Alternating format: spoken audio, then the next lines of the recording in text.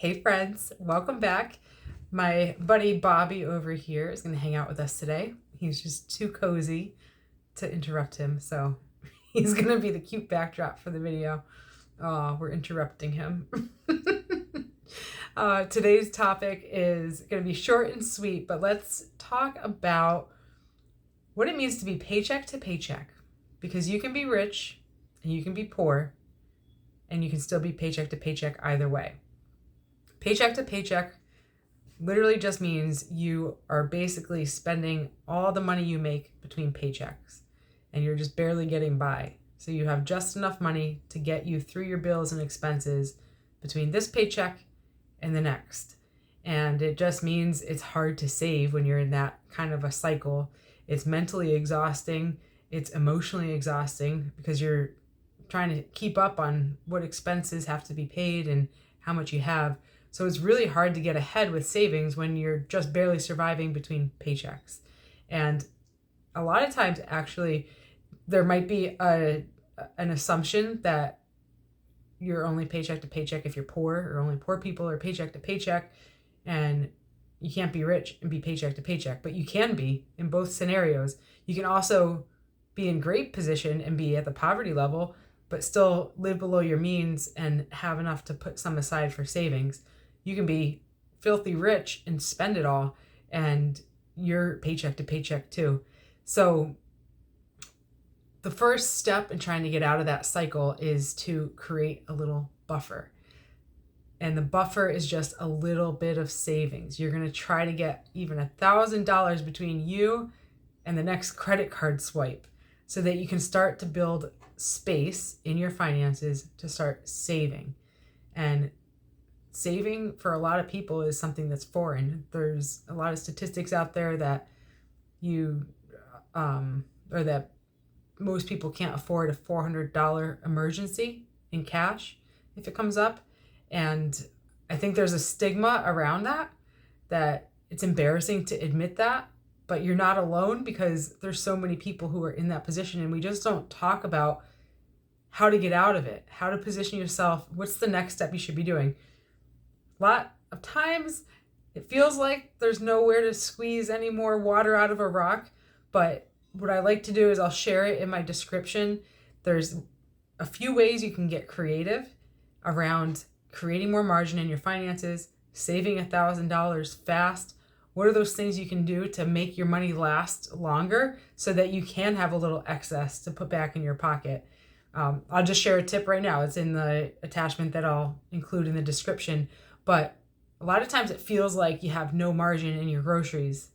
But sometimes even just making little changes, like preparing it at home yourself, buying the vegetables whole and chopping them up at home, can save you a lot of money if you're used to buying pre-prepared packages or mini snack size versions of it.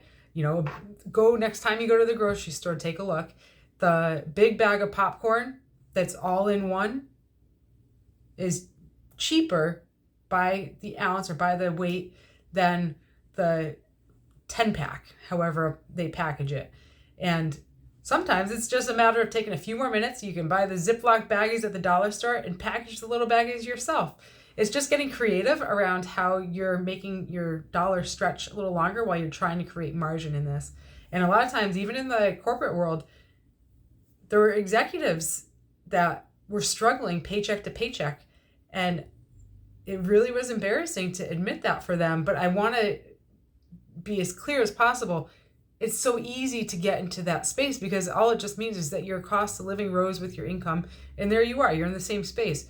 Maybe you bought the more expensive car or vehicle. Maybe you bought the higher end house. And all of a sudden that paycheck just got piecemealed out. It happens on all ends of the spectrum. And it's nothing to be embarrassed about. That's one of the struggles I had when I first started my financial transformation. Was I was working for a retirement company, and I worked in corporate finance.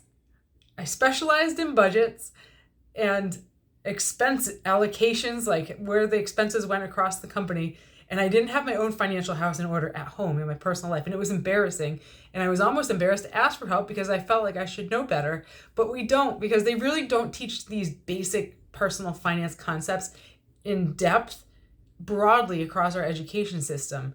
And a lot of times we're not talking about it at home because it never was injected as part of the family culture to talk about money. And if it wasn't taught in schools, how are our own parents and family members learning it in a way that they can share it in a way that's understandable and makes sense? It's easy to see how things got to the place we're at. So my whole goal is to just help break down the basics and tell you that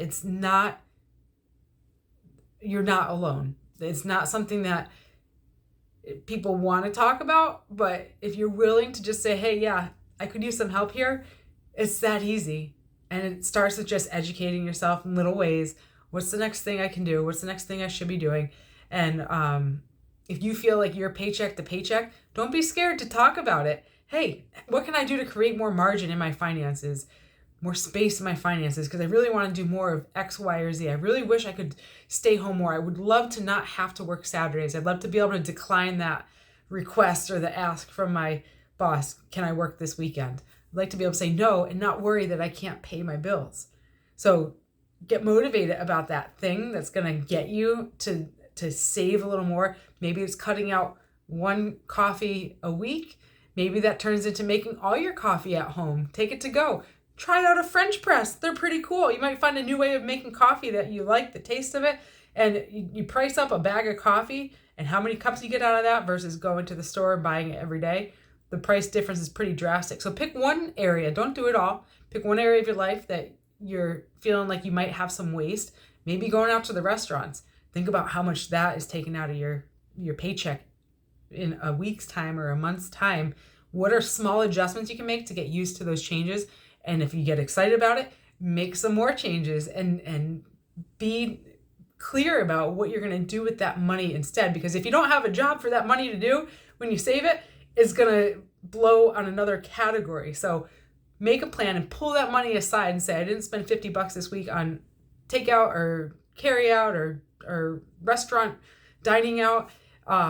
Go grab that money out of the bank or shift it into another account that you're not going to be tempted to spend it. There's nothing wrong with pulling cash out of the bank right now to build those habits and see that money working for you. Now you have money that you can save for a bigger goal. So don't be shy. Don't be ashamed. If you're paycheck to paycheck, I was there too. And it's not fun. You're thinking about money all the time. I know it. And it's taking time out of your day, mental energy, emotional energy, that you could be using that energy to just be more present with your family and not worry about shuffling all the money around. So anyway, I hope that you're inspired. Talk to somebody about it. Share it in the comments. And please reach out if you have any questions. I'd love to talk to you. You can jump on my website, moneywisemom.com. You can email me, leah@moneywisemom.com. It's LEAH. You can get out there and do it one small baby step at a time. It's not always easy, but it is always worth it. And I believe in you. That's all for now. Have a great rest of your week, and I'll see you next week. Bye.